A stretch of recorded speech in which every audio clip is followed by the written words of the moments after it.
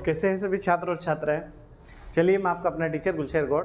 आज मैं आप लोगों के लिए विषय भारतीय संविधान और टॉपिक है हमारा विधानसभा। और आज की जो हमारी क्लास है वो है 50वीं क्लास संविधान की। तो आज की जो हमारी क्लास है उसमें हम संपूर्ण विधानसभा से संबंधित जो भी मुख्य चीज़ें हैं, जो भी इम्पोर्टेंट चीज़ें हैं, वो आपको कंप्लीट कराएंगे। तो उसके बाद हमारा विधानसभा से बनने वाला जो भी एग्ज़ाम में क्वेश्चन है, तो मुझे पूरी उम्मीद है कि आप लोग उसे छोड़ नहीं सकते एग्ज़ाम में, अगर आपने सही तरीके से क्लास ली होगी।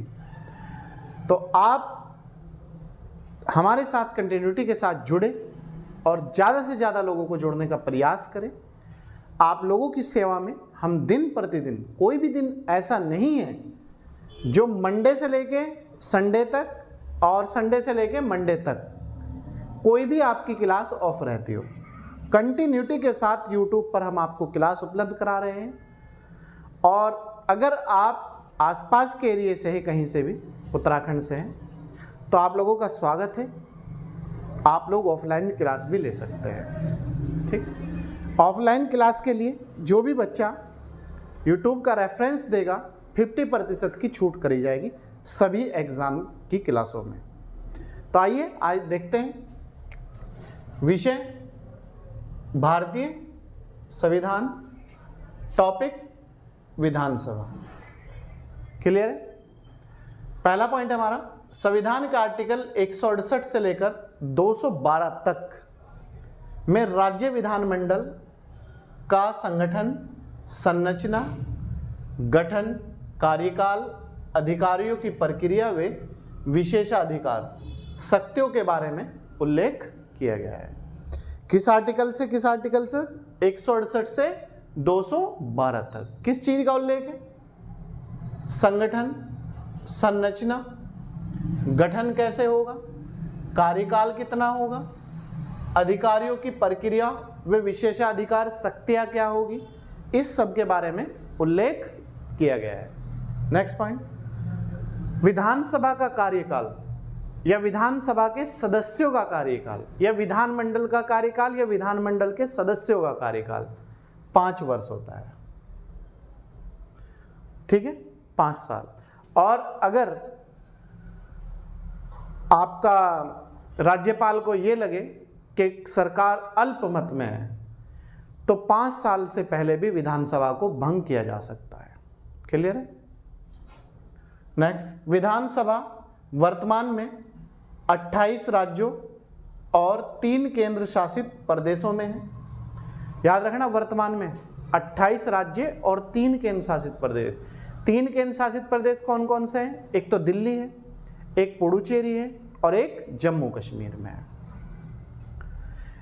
विधानसभा का सदस्य बनने के लिए न्यूनतम आयु सीमा 25 वर्ष रखी गई है। ठीक है, तो आप याद रखना, विधानसभा का सदस्य बनने के लिए न्यूनतम आयु सीमा 25 वर्ष है, या मुख्यमंत्री बनने के लिए न्यूनतम आयु सीमा 25 वर्ष है। और विधानसभा अस्थायी सदन है, क्योंकि ये 5 साल में भंग हो जाता है। 5 साल बाद क्या तो वही सरकार चुनी जाती है या फिर दूसरी सरकार चुनी जाती है। ठीक है, इसी तरीके से राज्य में तो विधानसभा अस्थायी सदन है और वहाँ पर केंद्र में लोकसभा अस्थायी सदन है, उसका भी कार्यकाल 5 साल चलता है। और प्रधानमंत्री या आपका लोकसभा का सदस्य बनने के लिए न्यूनतम आयु सीमा 25 वर्ष है। क्लियर? नेक्स्ट पॉइंट, प्रत्येक राज्य में विधानसभा बनाने या गठित करने के लिए न्यूनतम सदस्यों की संख्या 60 व अधिकतम 500 हो सकती है। याद रखना, किसी भी राज्य में अगर हमें विधानसभा का गठन करना है तो न्यूनतम जो सदस्य संख्या है वो 60 होनी चाहिए और अधिकतम सदस्य संख्या 500 हो सकती है। लेकिन अपवाद हैं, ये राज्य अपवाद है तीनों। गोवा में 40 सदस्य होने के बावजूद भी विधानसभा है। इसी तरीके से मिजोरम में भी 40 सदस्य होने के बावजूद विधानसभा है और सिक्किम में 30 सदस्य होने के बावजूद भी विधानसभा है। ऐसा इसलिए है कि संविधान का आर्टिकल 371 इन तीनों राज्यों को विशेष राज्य का दर्जा प्रदान करते हुए ये कार्य वहां पर किया गया है। ये लिखा हुआ है इधर नोट में, इन तीनों को अनुच्छेद 371 के तहत विशेष राज्य का दर्जा प्रदान करके इस प्रकार की व्यवस्था की गई है। तो याद रखना, गोवा, मिजोरम और सिक्किम में क्या कारण है कि 60 सदस्य ना होने के बावजूद भी वहां पर विधानसभा गठित की गई है या विधानसभा है। तो आप याद रखना, संविधान का आर्टिकल 371 ये कहता है कि इन राज्यों को विशेष राज्य का दर्जा दिया गया है, तो इस प्रकार की व्यवस्था वहां पर इसलिए की गई है। नेक्स्ट पॉइंट, अनुच्छेद 332 के अंतर्गत विधानसभाओं में अनुसूचित जाति मतलब SC व अनुसूचित जनजाति के लिए सीटें आरक्षित की गई है। आर्टिकल 332 संविधान का जो आर्टिकल 332 है उसके तहत जो राज्य की विधानसभा है उसमें SC और ST अनुसूचित जाति और अनुसूचित जनजाति के लिए सीटें आरक्षित की गई है। जैसे उत्तराखंड में है, उत्तराखंड में टोटल विधानसभा की 70 सीटें हैं, उनमें 70 सीटों में 13 SC के लिए है और 2 ST के लिए सीटें आरक्षित है, कुल 15 सीटें आरक्षित है। नेक्स्ट पॉइंट, विधानसभा की अध्यक्षता करने के लिए एक अध्यक्ष का चुनाव करने का अधिकार सदन को प्राप्त है जो इसकी बैठकों का संचालन करता है। तो अध्यक्ष का चुनाव कौन करता है? विधानसभा जो सदन होती है, क्योंकि वो इसकी बैठकों का संचालन करता है।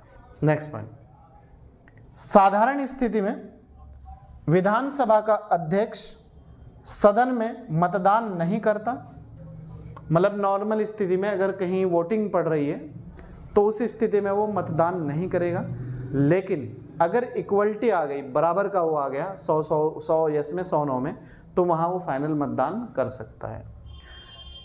लेकिन किसी विषय पर मत वोट बराबर पड़ जाए तो ऐसी स्थिति में वह निर्णायक मत या मतदान कर सकता है।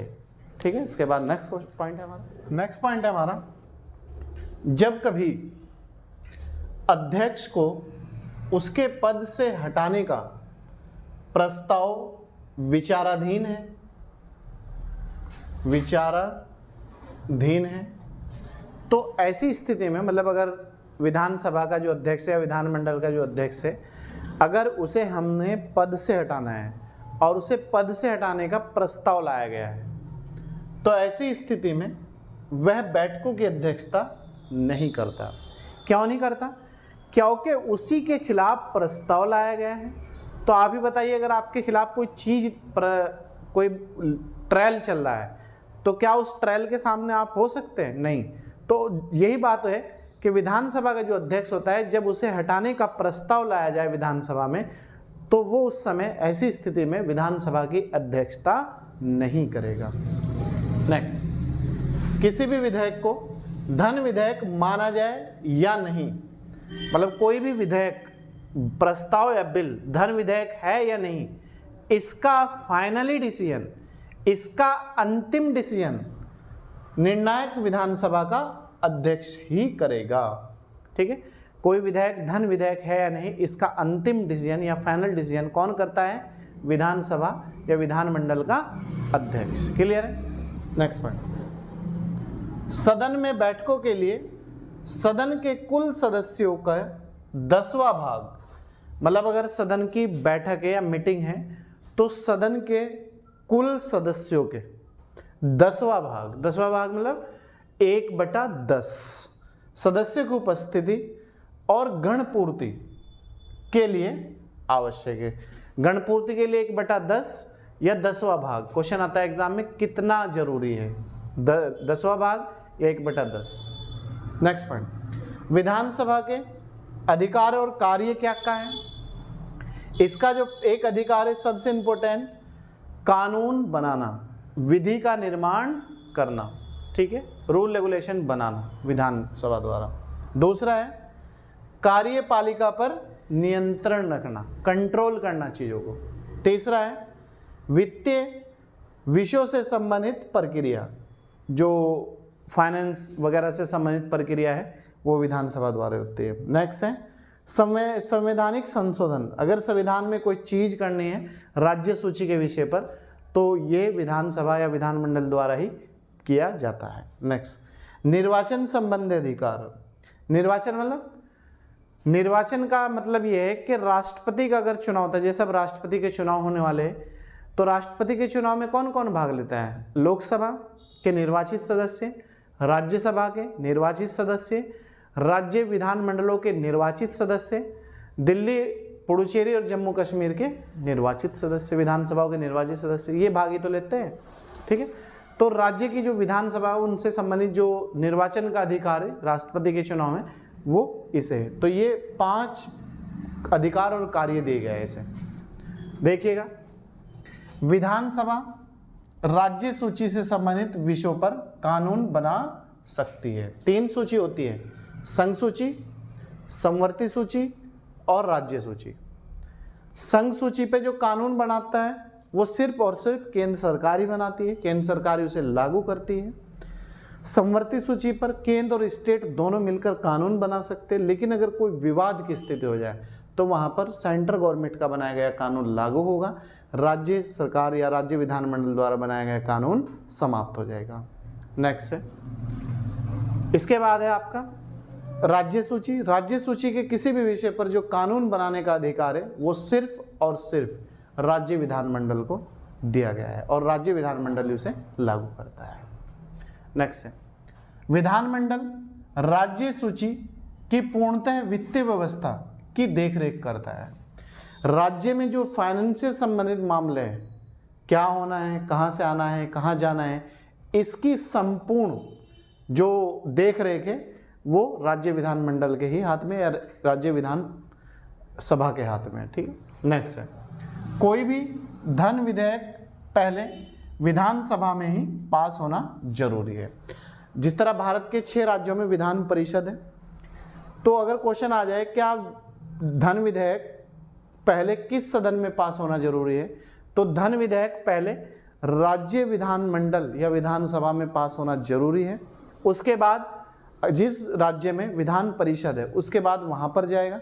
14 दिन का उसके पास समय होता है। 14 दिन में अगर उसने यस नो कर दिया तो अलग बात है, नहीं तो वो विधेयक या बिल या प्रस्ताव पास हुआ माना जाएगा। ठीक है, तो पहले धन विधेयक पहले किस सदन में पास होता है? विधानसभा में। नेक्स्ट, मंत्रिपरिषद सामूहिक रूप से विधानसभा के प्रति उत्तरदायी होती है। जिस तरह वहाँ लोकसभा के प्रति उत्तरदायी होती है मंत्रिपरिषद, वैसे ही राज्य में विधानसभा के प्रति उत्तरदायी होती है। नेक्स्ट, जब कभी भी मंत्रिपरिषद के खिलाफ सदन में अविश्वास का प्रस्ताव लाया गया हो, मतलब कभी भी, जैसे अभी महाराष्ट्र में लाया गया था, अविश्वास अल्पमत में चल रही थी सरकार, तो सरकार गिर गई, उसे विश्वास मत प्राप्त नहीं हुआ तो सरकार गिर गई। ऐसे ही स्थिति, जब कभी भी मंत्रिपरिषद के खिलाफ सदन में अविश्वास का प्रस्ताव लाया गया और वह पास हो गया तो संपूर्ण मंत्रिमंडल को त्यागपत्र देना होगा। उदाहरण के लिए वर्तमान में महाराष्ट्र। क्लियर है? नेक्स्ट, अभी हाल ही में राष्ट्रपति के चुनाव होने वाले हैं, तो राष्ट्रपति के चुनाव में जितना मताधिकार मतलब जितनी वैल्यू लोकसभा की है, राज्यसभा के उसकी है, कैंडिडेट की है, इतनी ही वैल्यू राज्य विधानमंडल के या विधानसभा के जो विधायक होते हैं, सदस्य होते हैं, उतनी ही वैल्यू उनकी है। राष्ट्रपति के चुनाव में जितना मताधिकार संसद के दोनों सदनों को प्राप्त है, उतना ही राज्यों की विधानसभाओं के निर्वाचित सदस्यों को प्राप्त है। क्यों? क्योंकि इसमें लोकसभा के निर्वाचित सदस्य प्लस राज्यसभा के निर्वाचित सदस्य प्लस राज्य विधानसभा या विधानमंडल के निर्वाचित सदस्य प्लस दिल्ली, पुडुचेरी और जम्मू कश्मीर के निर्वाचित सदस्य भाग लेते हैं। क्लियर है? तो ये थी आज की हमारी इम्पोर्टेंट क्लास, जिसमें हमने पूरा विधानसभा से संबंधित जो भी इम्पोर्टेंट क्वेश्चन बन सकते हैं एग्जाम में, ऑब्जेक्टिव भी और डिस्क्रिप्टिव भी, दोनों तरीके से हमने अपनी क्लास को डील की है। तो तो आप लोग थोड़ा सा बस प्रयास करें। प्रयास हमारे लिए इम्पोर्टेंट है, क्योंकि प्रयास करते करते ही हम सफलता को प्राप्त करेंगे। प्रयास हमें बार बार करना है, बार बार हमें सफलता के करीब जाना है और सफलता प्राप्त करनी है। कोई भी लक्ष्य बड़ा नहीं, जीता वही जो डरा नहीं। हौसला है तो जुनून है, जुनून है तो रास्ते हैं, और रास्ते हैं तो मंजिल है, और मंजिल है तो सफ़र है। तो आप ये हमेशा एक पंक्ति याद रखिएगा, कोई भी चीज़ें ज़्यादा बड़ी नहीं होती, हर चीज़ एक मानव के लिए आसान है। बस हमें उसे करने का तजुर्बा, उसे करने का सलीका होना चाहिए, और हमारे में मेहनत करने की और पढ़ने का जज्बा होना चाहिए। चलिए, मिलता हूँ आपसे नेक्स्ट वीडियो के साथ। तब तक आप अपना बहुत ध्यान रखिएगा। Thank you.